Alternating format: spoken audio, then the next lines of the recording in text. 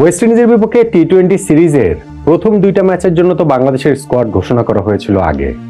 এখন ঘোষণা করা হলো তৃতীয় ম্যাচের স্কোয়াড। ওই একই স্কোয়াড রয়েছে, সেই একই 15 জন আছে। অর্থাৎ মোহাম্মদ সাইফুদ্দিন এই সিরিজটাতে থাকছেন না। তো তৃতীয় ম্যাচেও যখন এই আনচেঞ্জ স্কোয়াড ঘোষণা করলো বাংলাদেশ ক্রিকেট বোর্ডের নির্বাচক প্যানেল, কাজী আশরাফ হোসেন লিপুর নেতৃত্বাধীন নির্বাচক প্যানেল, তখন যদি কারো মনে এই প্রশ্ন জায়গা তৈরি হয়, মোহাম্মদ সাইফুদ্দিন কি তাহলে জাতীয় দলের net bowler? Cricket board, cricket operations committee, cricket বোর্ডের নির্বাচকরা সাইফুদ্দিনকে ন্যাশনাল টিমের প্রস্তুতির জন্যই শুধুমাত্র ভাবেন যে তাদের প্রস্তুতিটা ন্যাশনাল টিমের জন্য ভালো হয়, অর্থাৎ নেট বোলারের ভূমিকাটাই এখন মোহাম্মদ সাইফুদ্দিনের। এমন ভাবনা ভাবলে তাকে কি আসলে দোষ দেওয়ার উপায় আছে, দায় দেওয়ার উপায় আছে? মোহাম্মদ সাইফুদ্দিনের এই প্রেক্ষাপটটা আমরা জানি। চট্টগ্রামে তিনি দলের আরো 4 সদস্যের সঙ্গে গিয়ে উপস্থিত হয়েছেন, দলের সঙ্গে টিম হোটেলে চেক ইন করেছেন সকালবেলা, এবং সন্ধ্যার সময় টি-20 স্কোয়াডের প্রথম দুইটা ম্যাচের জন্য যেই স্কোয়াডটা ঘোষণা করা হয়েছে টি-20 সিরিজের জন্য, সেইখানটাতে মোহাম্মদ সাইফুদ্দিনের নাম ছিল না। অতএব সেইটা নিয়ে ব্যাপক শোরগোল হয়েছে, ব্যাপক আলোচনা হয়েছে। গাজী আশরাফ হোসেন লিপু ভাই তো আসলে এইসব কিছুর ঊর্ধ্বে, তিনি তো আসলে এই মিডিয়াকে ফেস করে তার স্কোয়াডটাকে কাদেরকে রেখেছেন কাদেরকে রাখেননি সেই জবাবটা আসলে তিনি দিতে চান না। আমরা টাইমে নেগিনি সেটা দেখছি। অতএব তার কাছ থেকে এখন ওই প্রত্যাশার জায়গাটাও ইনফ্যাক্ট আর নেই। ফলে তৃতীয় ম্যাচের এই আনচেঞ্জ 11টাও যে একটা প্রেস রিলিজের মাধ্যমে আসবে সেইটাও তো মনে করাটা খুবই স্বাভাবিক। হ্যাঁ, এরপরে আমি দেখেছি যে দু একটা গণমাধ্যমে লিপু ভাইয়ের কোট, তার সঙ্গে কথা বলে ওই তারা যে স্টোরি করেছে সেখানে লিপু ভাইয়ের উক্তিটা গিয়েছে যে মোহাম্মদ সাইফুদ্দিনকে দলের সঙ্গে যে তারা রেখেছেন স্কোয়াডে না রেখেও সেইটার যুক্তি হিসেবে তিনি বলেছিলেন যে সাইফুদ্দিনের এই জায়গাটাতে তারা 15 সদস্যের, সাইফুদ্দিন মানে কি বাংলাদেশ ক্রিকেট টিমটা তারা 15 সদস্যের করতে চান, যেহেতু ওয়ার্ল্ড কাপ স্কোয়াডটা হবে 15 সদস্যের। অতএব এই 15 সদস্যের দলে সাইফুদ্দিনের জায়গাটা তারা দিতে পারেননি। ফেয়ার এনাফ, নাই দিতে পারেন। যেমন তারা বলেছেন যে 4 জন পেস বোলার, লিপু ভাই বলেছেন 4 জন পেস বোলার এখানটাতে দলে রয়েছে, তার মধ্যে সাইফুদ্দিন আসলে আসেন না। তবে সিরিজের পরের অংশে তো সাইফুদ্দিন খেলতে পারেন। অর্থাৎ পরের অংশ বলতে তো একটাই অংশ, 2 ম্যাচের জন্য স্কোয়াড ঘোষণা করা হয়েছিল, লাস্ট ম্যাচের স্কোয়াডটা বাকি ছিল, অর্থাৎ লাস্ট ম্যাচে সাইফুদ্দিন খেলতে পারেন। সো সেই হিসাবে দলের সঙ্গে তিনি আছেন, দলের প্রিপারেশনের সঙ্গে তিনি আছেন। লিপু ভাইয়ের ভাবনাটা হচ্ছে গিয়ে ওই রকম।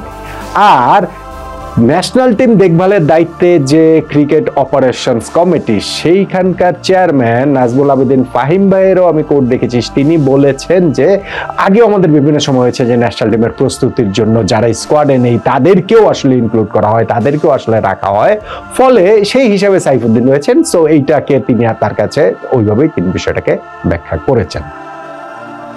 এই জায়গাটাতে আনঅফিসিয়ালি আরো কিছু কথাবার্তা জানা গেছে, যেমন সাইফুদ্দিনকে এই সময় যে ন্যাশনাল ক্রিকেট লিগ এনসিএলটা শুরু হয়েছে, এখন এনসিএলটা যখন শুরু হয়েছে সেই এনসিএল এ 4 দিনের ম্যাচে যদি সাইফুদ্দিন যান এবং খেলেন, একটা রাউন্ড যদি খেলে ফেলেন, এই প্রথম 2 ম্যাচের মধ্যে টি-20 ম্যাচের মধ্যেই তো একটা রাউন্ড হয়েছেন, সেইখান থেকে তাকে যদি আবার লাস্ট ম্যাচে টি-20 স্কোয়াডে যুক্ত করা হয়, তাহলে এই যে তার প্রিপারেশনের জায়গা, মেন্টাল প্রিপারেশনের জায়গা, কিংবা ধরেন হচ্ছে কি ফিজিক্যাল প্রিপারেশনের জায়গাটাও স্কিলের প্রিপারেশনের জায়গা, যে 4 দিনের ফরম্যাটে খেলছেন সেইখান থেকে আবার তিনি হচ্ছে গিয়ে টি-20 ফরম্যাটে খেলছেন, সেই কারণে এনসিএল খেলতে তাকে পাঠানো হয়নি, লাস্ট ম্যাচের স্কোয়াডটাতে তাকে যেহেতু দলে রাখা হবে। কিন্তু লাস্ট ম্যাচের স্কোয়াডে তো সাইফুদ্দিনকে রাখা হয়নি, সাইফুদ্দিনকে তো এনসিএলও খেলতে দেওয়া হয়নি যে লাস্ট ম্যাচে টি-20তে তিনি আসলে ইনক্লুড হবেন, কিন্তু সেইখানটাতে তাহলে তাকে ইনক্লুড করা হলো না কেন?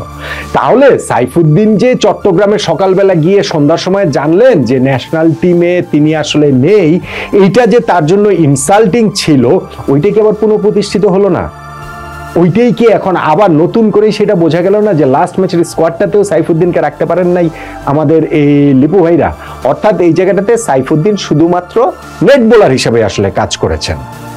এখন লিপু ভাইরা যদি ভেবে থাকেন বিষয়টা এরকম যে প্রথম 2টা ম্যাচে ওয়েস্ট ইন্ডিজের বিপক্ষে আমাদের সিরিজ জয় নিশ্চিত হয়ে যাবে, আমরা 2 ম্যাচ খেলবো, 2টাই আমরা জিতে যাব, ফলে লাস্ট ম্যাচে সাইফুদ্দিন সহ আরো অন্যান্যদেরকে বাজিয়ে দেখার সুযোগ রয়েছে। অন্যান্যদের কথা আমি আসলে ঠিক বলতে পারবো না, কেননা সাইফুদ্দিনেরটাই স্পেশাল কেস, সাইফুদ্দিনকেই ওই যে ন্যাশনাল লিগ খেলতে দেওয়া হয়নি, টিমের সঙ্গে রাখা হয়েছে। সো অন্যান্যদেরকে এইখানটাতে যদি ইনক্লুড করা হতো, তারা তো ন্যাশনাল লিগ খেলেছেন, তো তাদেরকে আসলে ইনক্লুড করাটা হতো কিভাবে? ঠিক আছে, সেটা নয় বাদ দিলাম, কিন্তু সাইফুদ্দিনের কথা যদি ধরি, তাহলে জিনিসটা হচ্ছে এরকম যে প্রথম 2 ম্যাচ জেতার পরে লাস্ট ম্যাচটাতে স্কোয়াডে তাকে রাখা হবে বা সেই সুযোগটা দেওয়া হবে। এখন যেহেতু আমরা প্রথম 2 ম্যাচ হেরে গেছি, ফলে লাস্ট ম্যাচের স্কোয়াডটাতে সাইফুদ্দিনকে আমরা আসলে এফোর্ড করতে পারি না। ক্রিকেটীয় পার্সপেক্টিভ থেকে ঠিক আছে, আমরা এই 2টা ম্যাচেই ইনফ্যাক্ট আমরা 15 সদস্যের স্কোয়াডের কেবলমাত্র 12 জনকে ইউজ করেছিলাম। ফার্স্ট ম্যাচে যে 11 খেলেছে, সেকেন্ড ম্যাচে সেখানটাতে একটা মাত্র চেঞ্জ হয়েছে, নুরুল হাসান সোহানের জায়গায় জাকের আলী অনেক ইনক্লুড হয়েছে। এখনো আমাদের এই স্কোয়াডটাতে 3 জন রয়েছেন যাদেরকে 2টা ম্যাচের কোনো ম্যাচ তারা খেলেননি বা খেলানো তাদেরকে যায়নি। ইনফ্যাক্ট আপনি যদি পেস বোলারদের কথা ধরেন, তাহলে 2টা ম্যাচে আমাদের এখানে পেস বোলিংয়ে মুস্তাফিজুর রহমান, তাসকিন আহমেদ এবং তানজিম হাসান সাকিব এই 3 জনই খেলেছেন। শরীফুল ইসলাম আমাদের যে 4th পেসার, তাকে পর্যন্ত আমরা খেলাতে পারিনি। এখন লাস্ট ম্যাচে তাকে কি ফার্স্ট 11-এ তিনি কি আসেন, ক্রিকেটীয় মেরিটে কি তিনি আসেন, আসলে কি তাকে খেলানো হবে, নাকি এই লাস্ট ম্যাচটা অন্তত পক্ষে জিতে হোয়াইট ওয়াশটা আমরা এড়াতে চাই, সেই হিসাবে সম্ভাব্য সেরা 11 নির্বাচন করলে সেইখানটাতে শরীফুল না থাকলে তাকে বাদ দিয়ে আমরা খেলাবো। এইটাও একটা ডিলেমা আছে হচ্ছে গিয়ে টিম ম্যানেজমেন্ট। ফলে এই জায়গাটাতে আপনি অন্য আরেকজন পেস বোলার, এখানে মোহাম্মদ সাইফুদ্দিন, তাকে যতই পেস বোলিং অলরাউন্ডার বলা হোক না কেন, মোহাম্মদ সাইফুদ্দিনকে মূলত তো আসলে পেস বোলিং এর কাজটাই করে থাকেন, ফলে তাকে এইখানটাতে সিলেকশন প্যানেল ইনক্লুড করতে পারেননি। ফেয়ার এনাফ, এইটুকু হলে কোনো কথাই ছিল না। সাইফুদ্দিনকে যদি শুরুতে চট্টগ্রামের দলের সঙ্গে না নিয়ে যাওয়া হতো, সকালে টিমের সঙ্গে টিম হোটেলে তুলে সন্ধ্যার সময় ওই ঘোষণা না দেওয়া হতো যে তিনি দলের সঙ্গে থাকবেন না, তারপরে তিনি এই যে দলের সঙ্গে প্র্যাকটিস করেছেন, নেট বোলারের ভূমিকা পালন করেছেন এবং লাস্ট ম্যাচের আগে যে স্কোয়াডটা আবার ঘোষণা করা হলো সেইখানটাতেও তিনি নাই, তখন তো আসলে ওই প্রশ্নের জায়গাগুলো উঠে যে সাইফুদ্দিনের ভূমিকাটা কি তাহলে বাংলাদেশ ক্রিকেট বোর্ড, ক্রিকেট বোর্ডের অপারেশনস কমিটি, বাংলাদেশ ক্রিকেট বোর্ডের সিলেকশন প্যানেল, গাজী আশরাফ হোসেন লিপু ভাইয়ের নেতৃত্বাধীন যে নির্বাচক প্যানেল, তারা কি সাইফুদ্দিনকে এই ন্যাশনাল টিমের প্রস্তুতির জন্য নেট বোলার হিসেবেই দেখেন কিনা।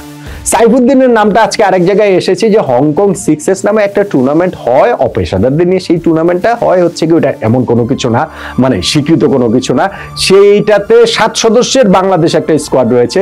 সেই স্কোয়াডটাতে ক্যাপ্টেন আকবর আলীর সঙ্গে আবু হায়দার রনি, মোসাদ্দেক হোসেন, সৈকত, রাকিবুল হাসান, এরকম আরো কয়েকজনের সঙ্গে 7 সদস্যের সেই স্কোয়াডটাতে মোহাম্মদ সাইফুদ্দিনও রয়েছেন।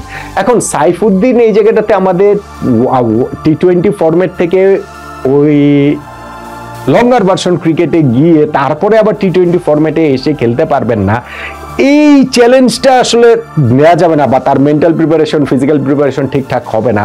ওয়ার্ল্ড ক্রিকেটের বর্তমান বাস্তবতা কি আসলে সেটা বলে, ওয়ারেস তিনি আবার এই জায়গাটাতে তাকে হংকং সিক্সেস খেলতে আবার পাঠিয়ে দেওয়া হচ্ছে, সেইটা আলাদা টুর্নামেন্ট, সেটাতে তিনি যেতেই পারেন। কিন্তু আমার কাছে মনে হয় যে লিপু ভাইদের যে সিলেকশন প্যানেল, সেই সিলেকশন প্যানেলের অনেক ব্লান্ডারের মধ্যে এইটাও একটা ব্লান্ডার, এবং সেই নিজেদের ব্লান্ডারটা মাস্ক করার, মুখোশ দিয়ে ঢেকে দেওয়ার মতো অবস্থাতে তারা আসলে আর নেই।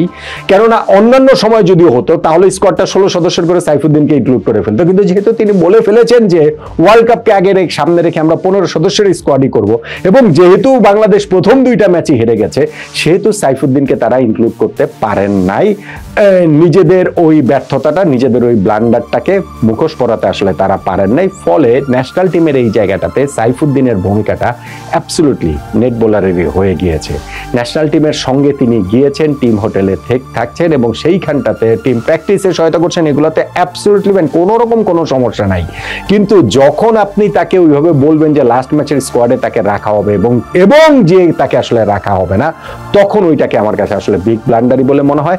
আর যদি সিলেকশন প্যানেল ওইভাবে ভেবে থাকে যে ওয়েস্ট ইন্ডিজের বিপক্ষে প্রথম 2টা ম্যাচ আমরা তো জিতেই যাব, শেষ ম্যাচে সাইফুদ্দিনকে ইনক্লুড করে ফেলবো না, তাহলে আসলে বলতে হবে যে বাংলাদেশ ন্যাশনাল টিমের পারফরমেন্সটা যেমন শিশুতোষ, আমাদের ক্রিকেট বোর্ডের ভাবনাটা, আমাদের ক্রিকেট বোর্ডের সিলেকশন প্যানেলের ভাবনাটা, লিপু ভাইদের ভাবনাটাও সেই রকমই শিশুতোষ, এবং সেই শিশুতোষ ভাবনার বলি হয়ে অ্যাপারেন্টলি মনে হচ্ছে মোহাম্মদ সাইফুদ্দিনের বাংলাদেশ ন্যাশনাল টিমের এই টি-20 সেটআপে এখনকার ভূমিকা নেট বোলারের, আসলেই নেট বোলার।